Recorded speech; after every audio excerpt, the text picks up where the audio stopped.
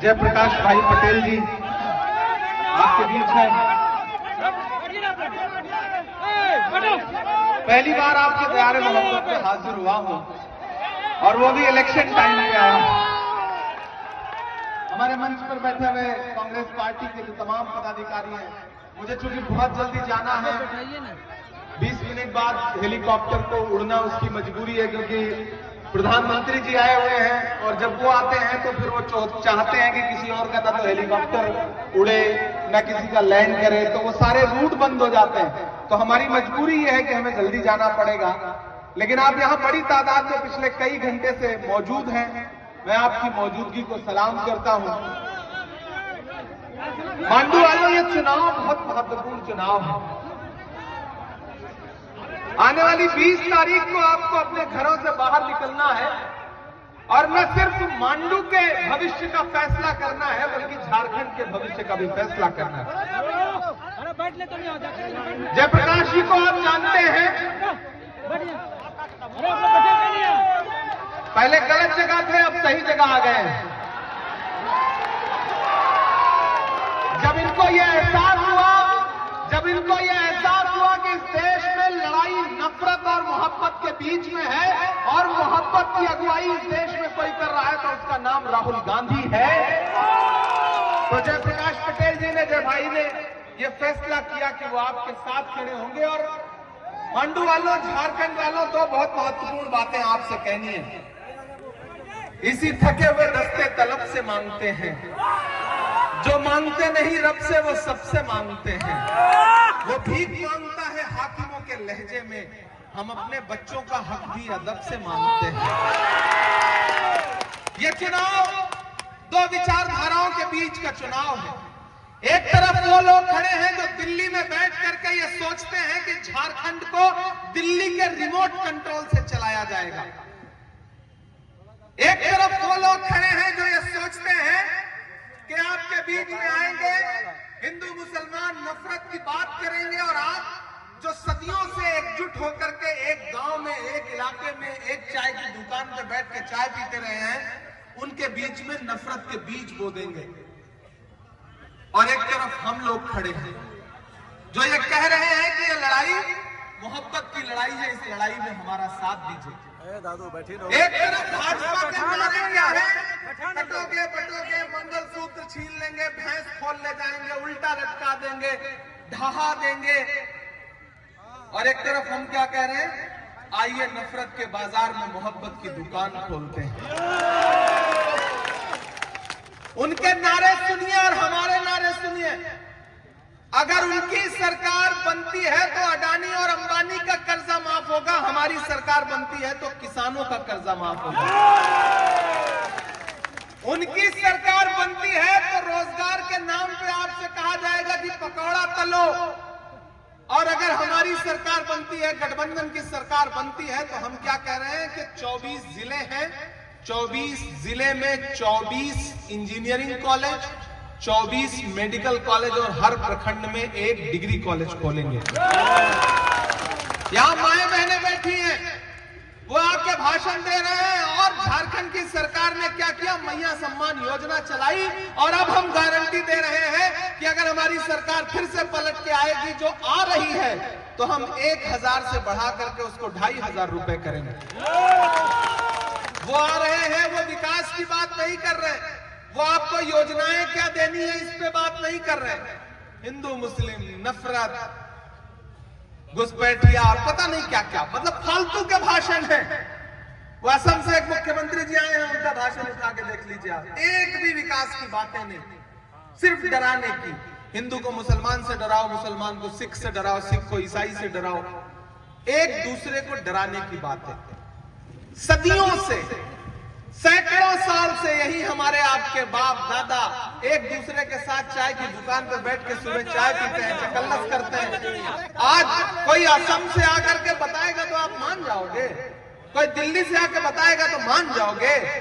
नहीं मानोगे ना, क्योंकि ये भाजपा के लोग झूठे लोग हैं। पहले इन्होंने झारखंड को कंट्रोल करने की कोशिश की, लेकिन मैं सैल्यूट करता हूं झारखंड के बहादुर मुख्यमंत्री को हेमंत सोरेन को, जिस इंसान ने कह दिया कि हम दिल्ली के सामने घुटने टेकने को तैयार नहीं, आपको जो करना हो कर लो।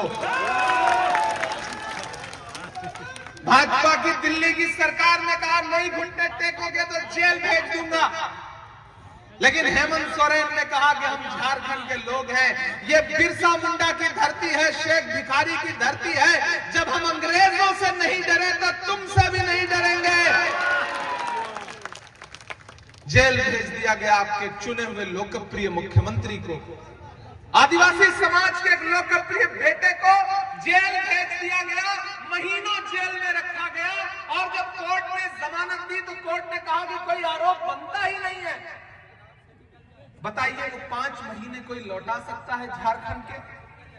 और सोचिए जब मुख्यमंत्री का ये हाल करते हैं कि चुने हुए मुख्यमंत्री को जेल भेज देते हैं, तो फिर अगर इनकी सरकार आ गई तो ये गरीब जनता के साथ क्या करेंगे? मेरे भाई, ये चुनाव बहुत जरूरी चुनाव है। एक तरफ वो ताकतें खड़ी हैं जो आपसे रोजगार की बात नहीं कर रही है, लेकिन कांग्रेस पार्टी क्या कह रही है, जेएमएम क्या कह रही है, आरजेडी गठबंधन क्या कह रहा है कि जैसे ही हमारी सरकार बनेगी हम हर परिवार के लिए 25 लाख रुपए का, 15 लाख रुपए का हेल्थ बीमा देंगे, फ्री में इलाज, पढ़ाई, बिजली, शिक्षा, इलाज, और क्या चाहिए डेवलपमेंट के नाम पर। मैया सम्मान योजना में माओ बहनों के खाते में पैसा, 7 किलो राशन फ्री, जातिगत जनगणना, ये जो वादे हैं गठबंधन के, वो वादे जरूरी वादे हैं। और मैं यहां मांडू में खड़ा होकर, इस जगह का क्या नाम है, कुजू में खड़ा होकर के आपसे एक बात और बहुत महत्वपूर्ण कह रहा हूं। मैं आजकल पूरे झारखंड में चुनाव प्रचार कर रहा हूं, हटिया से लेके, मांडर से लेके, पलामू, पाकी, महागामा से लेकर जरमुंडी होते हुए कांके और खिजरी होते हुए आपके बीच में पहुंचा हूं। पूरे प्रदेश में एक तरफा गठबंधन सरकार बनाने जा रहा है, भाजपा कहीं लड़ाई में भी नहीं है। मंदिरों में भजन चल रहा है, मस्जिदों में दुआ चल रही है, जिस तरफ भी नजर तुम उठाओ इंडिया की हवा चल रही है। इसलिए भाजपा वालों के झांसे में मत आना, ये कोई भी वादा करे इनका सारा वादा झूठा होता है। 2014 में मोदी जी ने वादा किया था ना, बहुत हुई महंगाई की मार, अब की बार मोदी सरकार, किया था ना, फिर हुआ क्या? जो पेट्रोल डीजल 58 रुपए लीटर था वो 100 रुपए के पास पहुंच गया, जो 400 का गैस सिलेंडर था वो 1000 के पार कर दिया। अब फिर से गठबंधन कह रहा है कि जैसे ही हमारी सरकार बनेगी नरेंद्र मोदी भले ही 1000 रुपए का गैस सिलेंडर बेचे, लेकिन झारखंड के लोगों को गठबंधन की सरकार 450 रुपए का गैस सिलेंडर देगी। इनके झूठे वादों के चक्कर में मत आना भाजपाइयों के। ये वो भाजपा के लोग हैं कि इनकी सरकारें फिल्में टैक्स फ्री करती हैं, लेकिन कफन पर टैक्स लेती हैं, कफन पे जीएसटी लगाती हैं। पढ़ी लिखी बात कर रहा हूं, देश की पार्लियामेंट में रहता हूं। देश की पार्लियामेंट में खड़े होकर के जब मैंने भाजपा वालों से कहा कि आपकी सरकारें वो सरकारें हैं जो फिल्में तो टैक्स फ्री करती हैं लेकिन कफन पर जीएसटी लगाती है, तो भाजपा के एक भी नेता से जवाब देते नहीं बना। इसलिए इनके झांसे में मत आना, ये इनके सारे नारे झूठे हैं। ये आएंगे आपसे कहेंगे कि बटोगे तो कटोगे, तो आप कहना कि जुड़ेंगे तो आगे बढ़ेंगे, तो पढ़ेंगे तो झारखंड को आगे लेकर के जाएंगे। इनके किसी झांसे में मत आना, क्योंकि बिरसा मुंडा की धरती ने फिर से ये ललकारा है, गठबंधन ही जीतेगा, हेमंत सोरेन दोबारा है, कोई ताकत रोक नहीं सकती। पूरी भाजपा उतर गई है। आज प्रधानमंत्री जी हैं, गृह मंत्री जी डेरा डाले हुए हैं, असम के मुख्यमंत्री, उत्तर प्रदेश के मुख्यमंत्री, पता नहीं कितने मुख्यमंत्री, कितने हेलीकॉप्टर उड़ रहे हैं, लेकिन ये झारखंड में साहब ये उड़ती चिड़िया के पर पहचानता है, इसको डराया नहीं जा सकता। यहाँ के लोग भोले भाले हैं, सीधे हैं, एक वक्त 2 निवाला कम खाते हैं, लेकिन किसी की गुलामी स्वीकार नहीं करते हैं। मैं इसलिए झारखंड के लोगों को सर माथे पे बिठाता हूं कि झारखंड वालों, जयप्रकाश भाई का चुनाव निशान क्या है? हाथ का पंजा, हाथ का पंजा, और इधर तीर कमान। तो हाथ के पंजे से तीर कमान खींचो और तीर कहां जाके लगेगा? किसके कलेजे में? समझ ही रहे हो? और फिर उसी पंजे से माचिस जला के लालटेन जला दो, रोशनी फैल जाएगी, उजाला फैलेगा। ये अंधेरा मिटाना है नफरत का। और फिर और कोई बड़ी बात करे तो हंसिया तो है ही। इसलिए मैं आप सबसे अपील करता हूं मेरे भाई कि भाजपा वालों के तो किसी झांसे में आइए ही मत। वो एक दिन पार्लियामेंट में खड़े होकर के प्रधानमंत्री जी भाषण दे रहे थे, हम लोग इस तरफ बैठे थे, बोले बताओ कांग्रेस वालों 70 साल में क्या बनाया। मैं इधर से खड़ा हो गया, मैंने सोचा बताऊं, तब तक हमारे राष्ट्रीय अध्यक्ष खड़गे जी ने कहा इमरान मत बताओ, जो बताओगे ये उसको भी बेच देंगे, इनका काम सिर्फ बेचने का, इनको मत बताओ। मैं चुप हो गया, मैंने कहा बात सही कह रहे हैं हमारे अध्यक्ष जी। इन्होंने 2014 में नारा क्या लगाया था कि भाइयों बहनों, देश के खजाने की चाबी मुझे सौंप दो, मैं देश नहीं लूटने दूंगा, चौकीदारी करूंगा। अब मैं उस चौकीदार से पार्लियामेंट में खड़ा होकर इन दिनों पूछता हूं कि कहां सोया है चौकीदार। मुझे लगना चाहिए मैं कुचू में खड़ा हूं। कहां सोया है चौकीदार, कहां सोया है चौकीदार। विजय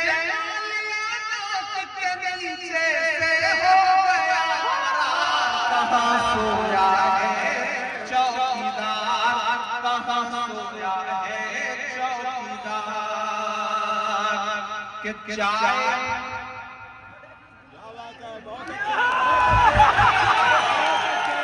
भाई बड़े समझदार लोग हैं, मतलब चौकीदार का लोग समझ जाते हैं किसकी बात हो रही। चाय का नाम ले लो, बिना पिए इनको स्वाद आ जाता है।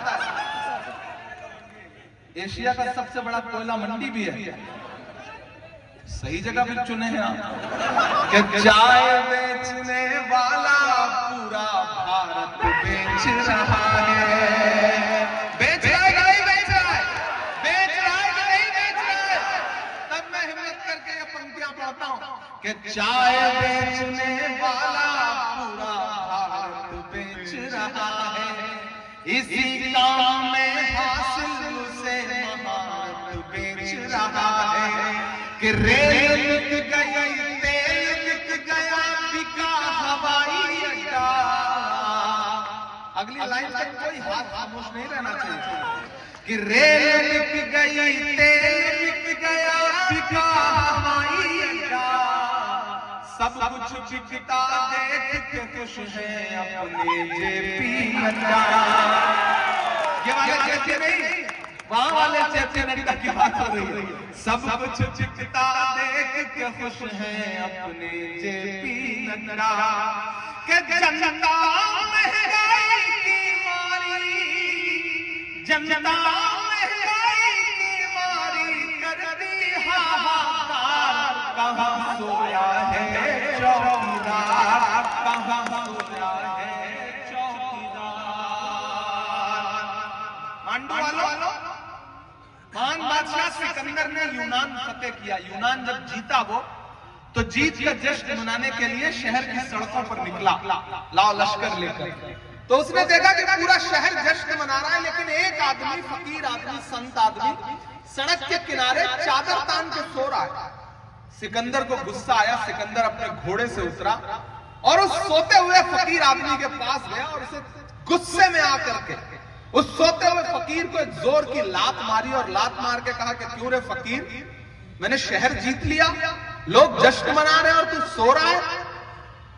तो उस फकीर ने नींदी आंखों से सिकंदर की तरफ देखा और देख करके कहा कि शहर जीतना बादशाहों का काम है, लेकिन लात मारना गधे का काम है।